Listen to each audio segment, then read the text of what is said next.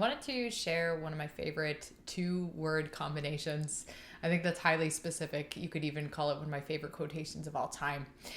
When I was a teenager, I decided to drop out of grade 12. About halfway through, I was at the tail end. I hated school, and I had almost made it. And then I just, for many reasons, which is not the subject of today's video, I decided not to finish. But then later on, I did decide to finish. I lived with my grandparents. I moved to a different town, and I finished my high school in a small town, a population like 3,000, 4,000. I joined a group of people who had known each other since they were like 5 years old or younger, and was the weirdo of the new school in a glorious, freeing way. See, at my old school, I was a weirdo in the school in a really negative way. I don't know why. It was like night and day though. School number one, I had my crew of friends, but I felt like I didn't belong in a very real, visceral way, the way that only teenagers are so vulnerable to because of how much they seek social approval. And I was no exception. But I don't know if it was due to maturity or time away, time detaching from the kind of social web of high school. But when I went back to a new place, clean slate, and I was the weirdo, it didn't matter anymore. It was fine. So anyway, I'm at a new high school, and I am only doing one semester's worth of classes, the least amount of classes that I could get away with.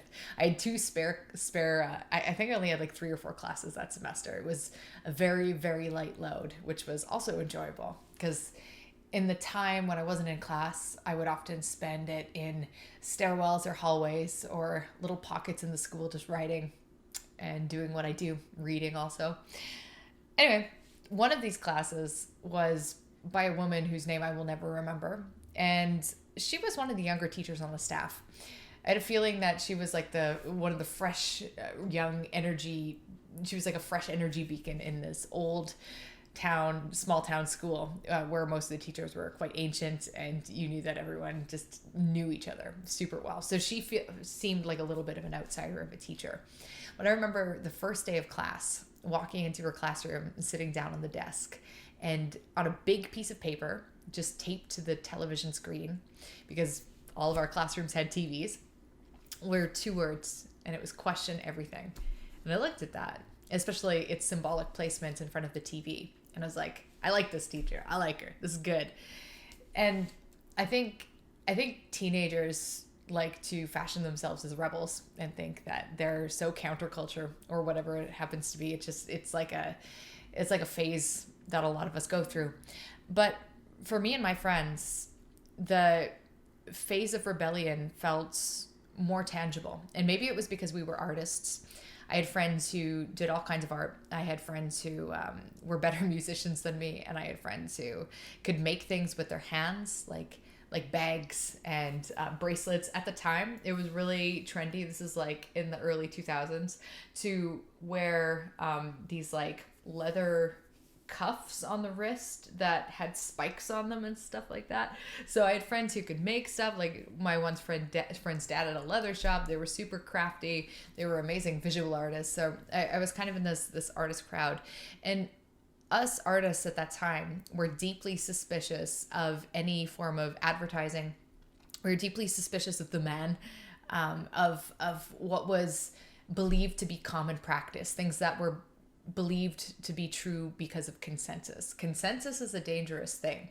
Consensus is what makes people believe that it's okay to treat women differently or treat people of a different race differently. It's what leads to all the isms and a lot of violence and cruelty in the world. It's one of the reasons, for example, that I'm vegan, because I don't agree in, there are so many ways that I don't agree with factory farming practices and things like that, which is a commonly held belief that it's okay to, it's normal. So we accept it because it's just the way we do things. So me and my friends were in the habit of questioning these practices, questioning these things that are considered common, these consensus biases. And when I saw that taped to my teacher's television, question everything, I just thought it was so potent. And I'd never seen someone in an authority position like that be so audacious with their with like asserting their rebellion. I thought that was only something that kids did. So on a final note, I'll leave you guys a couple quotes that are related to this idea. One is by Mark Twain. And whenever you find yourself on the side of the majority, it is time to pause and reflect. So Mark Twain was referring to consensus bias there as well.